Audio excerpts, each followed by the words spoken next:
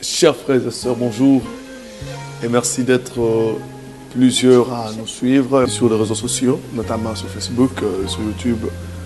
Merci d'être aussi nombreux à partager nos vidéos, de les commenter, toutes nos publications. Donc, que le Seigneur vous bénisse. Aujourd'hui, nous commençons avec un nouveau programme, à savoir la prière. Je voulais appeler ça intercession, mais le Seigneur m'a mis à cœur de surnommer ce programme la prière. La prière.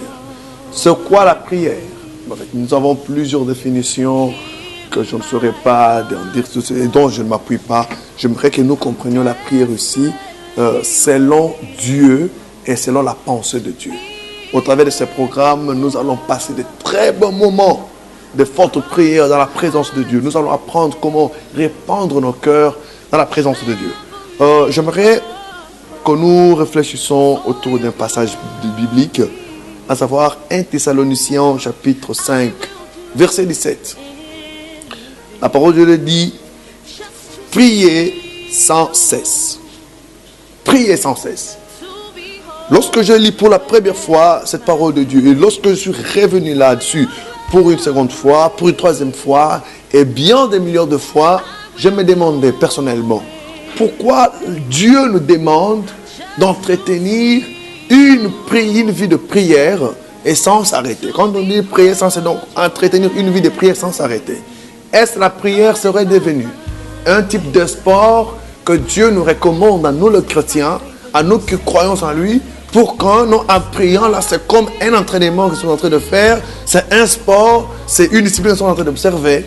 Eh bien voyez-vous, le Seigneur m'a ouvert l'esprit, m'a ouvert l'intelligence pour m'apprendre que la prière n'est pas un sport, la prière n'est pas une discipline que Dieu impose aux chrétiens, mais la prière c'est un pouvoir. La prière c'est un pouvoir que Dieu a mis en disposition de quiconque se réclame de lui. Ce pouvoir nous permet premièrement de communiquer avec Dieu. Au travers de la prière, nous établissons une communication directe entre nous et Dieu.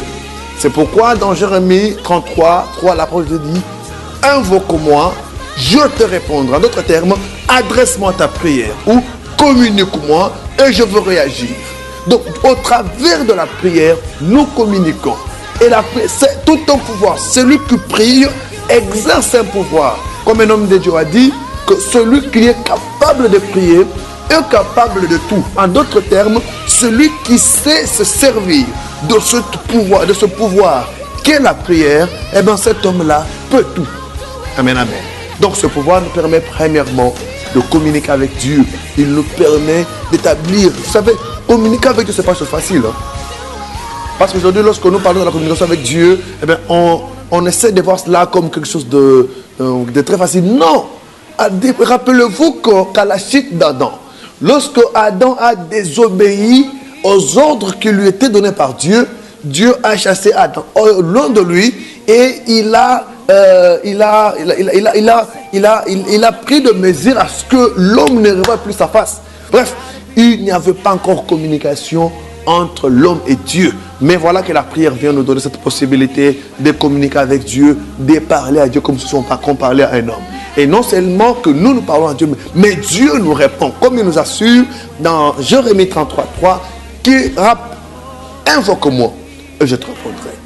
Alors mon frère, ma soeur, papa, maman, toi qui me suis en cet instant, allez-y comprendre que quand tu pries, tu exerces un pouvoir. La prière n'est pas une faiblesse. La prière ne serait pas quelque chose réservé aux pauvres. Une affaire de pauvres, non, c'est seulement les personnes qui sont dans les besoins qui prient. Non, tous nous avons sujet, nous avons raison de prier. L'un peut prier pour demander à Dieu de l'aide, bien sûr. L'autre peut prier pour demander à Dieu du secours, bien sûr. Mais l'autre peut encore prier pour remercier Dieu. Il peut prier pour adorer Dieu. Donc, nous communiquons avec Dieu. Quand peut-être je me tiens aujourd'hui devant Dieu, je demande, Seigneur, bénis-moi. Quand Dieu me bénit, quand je reviens encore, Seigneur, merci parce que tu m'as béni. Voilà, nous entretenons cette communication. Et le seul pouvoir, c'est la prière. Aujourd'hui, pour communiquer avec Dieu, on n'a pas besoin d'un intermédiaire. Comme il y en a plusieurs qui pensent que pour que Dieu t'écoute, il faut passer par la Sainte Mère. La Sainte Mère n'existe pas. Toi-même, dans ta chambre, dans ton bureau, dans ton lieu de travail, en cours de route, dans ta voiture, sur la moto, dans n'importe quel endroit, tu peux communiquer avec Dieu. Il y a des personnes qui ont communiqué avec Dieu. Prenons l'écran de Jonas. Il était dans le ventre d'un gros poisson, mais de là, la prière lui a permis de communiquer avec Dieu. Et cette communication, où se passe cette communication, Dieu a intervenu en sa faveur. Voyez-vous, il y a des personnes qui ont communiqué avec Dieu sur les lits des malades. Comme je connais le cas d'une sœur qui a connu un accident mortel, mais quand on est venu pour la secourir, elle a commencé à dire, moi je ne mourrai pas, je vivrai, j'encontrerai les œuvres de l'Éternel. Pendant qu'elle disait cela, il y en a qui s'en moquaient. Il y en a qui disaient, mais voilà, elle est trop religieuse. Non, elle n'était pas trop religieuse. Elle était en train d'exercer un pouvoir, qu'est la prière. Et vous savez quoi? Jusqu'à aujourd'hui, cette sœur-là est vivante. Elle n'était pas morte à cause de l'exercice de ce pouvoir. Comprends, mon frère, ma soeur, papa, maman, que quand tu pries là, tu exerces un pouvoir. Aujourd'hui, nous comprenons que ce pouvoir-là, premièrement, établisse en nous la communication directe avec le Seigneur. Alors, j'aimerais aujourd'hui que tu pries avec moi. Commençons d'abord à remercier Dieu pour le souffle de vie et aussi pour cette rencontre. Il n'y a pas les hasards chez notre Dieu. Tout a été planifié. Dieu savait que tu allais tomber sur cette vidéo. Dieu savait que moi et toi, au travers de cette vidéo, nous allons communier ensemble. J'aime rappeler un détail que j'ai toujours dit sur mon frère, que la prière peut avoir une date, comme cette vidéo a une date de réalisation. Donc nous l'avons réalisée à une date quelconque, mais elle n'aura jamais la date d'expiration. Voyez-vous, elle n'aura jamais la date d'expiration parce que le même Dieu qui travaille avec nous aujourd'hui, c'est lui qui va commencer à opérer avec toutes les personnes qui vont prier avec leur cœur dans ce programme. Commençons à remercier le Seigneur pour son amour, sa grâce, sa fidélité, sa bienveillance, le souffle de vie, la protection, la sécurité depuis que tu es né jusqu'à aujourd'hui. Il est ton Ebenezer. Disons-lui merci pour son amour. Seigneur, nous te remercions pour ton amour, pour ta grâce, pour ta fidélité, pour ta bienveillance. Je te remercie aussi pour le salut que tu nous apportes. Je te salue, Seigneur, pour le fait que chaque jour, Seigneur, pendant que le diable travaille pour égarer une multitude, toi aussi tu es là, tu nous remplis de ton esprit et tu ne fais que gagner. Et moi aujourd'hui, je dirais que c'est le ciel qui a plus gagné que le monde des ténèbres. Puisque quand Jésus est venu, personne n'avait le salut. Mais depuis que la première personne a été atteinte, aujourd'hui nous sommes des milliards à nous réclamer de Christ. Que toute la gloire te revienne parce que tu es un Dieu fidèle, tu es un Dieu puissant, tu es un Dieu majestueux, tu es celui qui nous protège, tu es celui qui nous pardonne nos péchés, tu es celui qui nous pardonne nos fautes, tu es celui qui nous délivre. Chaque jour, Seigneur, quand nous t'invoquons, tu ne cesses de nous exaucer. Tu nous as même garanti que quand nous t'invoquerons, toi tu nous répondras. Et tu nous feras même savoir les choses cachées. Que toute la gloire te revienne, Maître. Que toute la gloire te revienne, l'agneau de Dieu, pour les guérisons que tu as opérées dans le chef de tes enfants. Pour toute la grâce que tu as répandue, Seigneur, dans le chef de nous qui t'appartenons. Merci pour ton amour, merci pour ta grâce. Et merci aussi de bénir ce programme qui commence aujourd'hui. Je t'invite, Seigneur, à le commencer avec nous en alpha. Que tu t'occupes de nous, Seigneur. Que toute personne qui va pouvoir prier avec nous, Dieu, voie ta main. Gloire à toi. Je veux maintenant que nous fassions une prière de réparation avec Dieu. Je sens Dieu me mettre à cœur que beaucoup de gens, en fait, ils s'éloignent de Dieu, non pas parce qu'ils veulent s'éloigner, mais parce qu'ils ont la culpabilité, ils se culpabilisent. Ta relation avec Dieu n'est pas bonne, mais je te dis que ta prière, une prière faite avec un cœur humilié, cette prière va te rapprocher encore de Dieu. Je veux que tu t'humilies devant le Seigneur, que tu commences à lui demander pardon et que tu lui demandes réparation de ta relation avec lui. Il est un Dieu qui pardonne. Il est un vrai papa. Il est un papa qui a un bon cœur et qui pardonne. Alors commence à lui prier, commence à prier. Demande à Dieu de te pardonner tous tes péchés, toutes tes erreurs, toutes les fois que tu es allé en dehors de sa parole. Et commence aussi à solliciter sa grâce, sa miséricorde et demande-lui de restaurer le type de relation que vous engagez. Prions. Seigneur notre Père et notre Dieu, pécheurs que nous sommes, nous nous repentons encore en cet instant, Papa. Nous voulons réparer avec toi, s'il te plaît, Père éternel. Tu es un vrai papa.